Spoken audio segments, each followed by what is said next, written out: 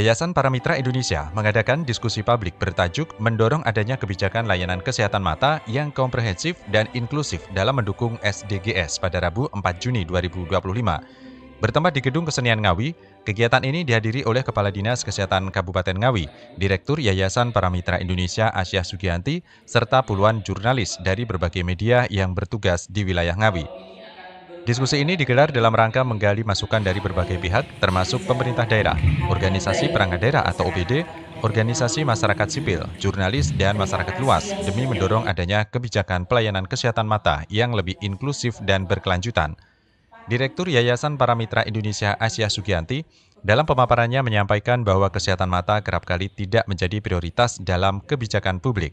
Padahal permasalahannya nyata dan berdampak luas, terutama bagi kelompok rentan seperti anak-anak sekolah, penyandang disabilitas, masyarakat miskin hingga lansia, dan ibu hamil. Asia menegaskan pentingnya peran media dalam mengubah perspektif publik. Oleh karena itu, kemitraan dengan jurnalis menjadi kunci agar pesan-pesan advokasi ini sampai ke masyarakat luas.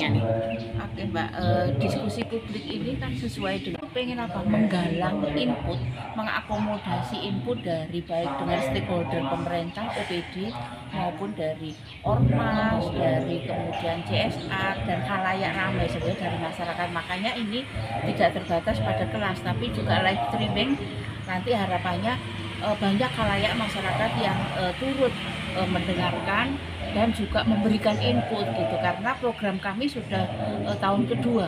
Nah, program ini memang ketika tidak dipublikasikan semacam ini, kemudian tadi tidak menjadi mainstream, karena kan kesehatan mata itu bukan prioritas ya oleh pemerintah, tetapi kan kalau LSM, karena Paramitra salah satu LSM kan menggarap yang kemudian tidak digarap prioritas oleh pemerintah, maka kami yang masuk. Begitu juga apa yang disampaikan Kabid P2P Dinas Kesehatan Kabupaten Ngawi, Dr. Gigi Retno. Apa yang dilakukan oleh Yayasan Paramitra ini sangat membantu sekali terhadap program di Kabupaten Ngawi. Paramitra telah membuktikan keseriusannya dalam membantu masyarakat terutama dalam penanganan penyakit mata. Terbukti dengan adanya kegiatan seperti ini, semua bisa memahami pentingnya kesehatan mata. Diskusi yang juga disiarkan secara daring ini merupakan bagian dari program 2 tahunan Yayasan Paramitra Indonesia dalam upaya memastikan keberlanjutan program meski dukungan LSM tak selalu permanen. Yayasan mendorong hadirnya kebijakan nyata di tingkat kabupaten dan desa. Acara ini diharapkan mampu menjadi titik tolak perumusan kebijakan yang tidak hanya responsif terhadap kebutuhan layanan kesehatan mata, tetapi juga berpihak pada kelompok-kelompok yang selama ini sulit mengakses layanan tersebut. Perannya sebagai apa ini? Sebenarnya para mitra ini menjadi benar-benar mitranya Dinas Kesehatan dalam menyelesaikan permasalahan kesehatan di Kabupaten Ngawi yang benar sudah disampaikan tadi, bahwa angka kebutaan di Kabupaten Ngawi ini lebih tinggi daripada angka nasional. Angka nasional yang hanya 3%, ini di Kabupaten Ngawi 4,4%. Sedangkan dikaitkan dengan aturan kebijakan dari BPJS yang menyatakan bahwa penyakit-penyakit mata seperti refraksioner, gangguan rabun jauh, rabun dekat, kemudian mata tua itu harus diselesaikan di puskesmas.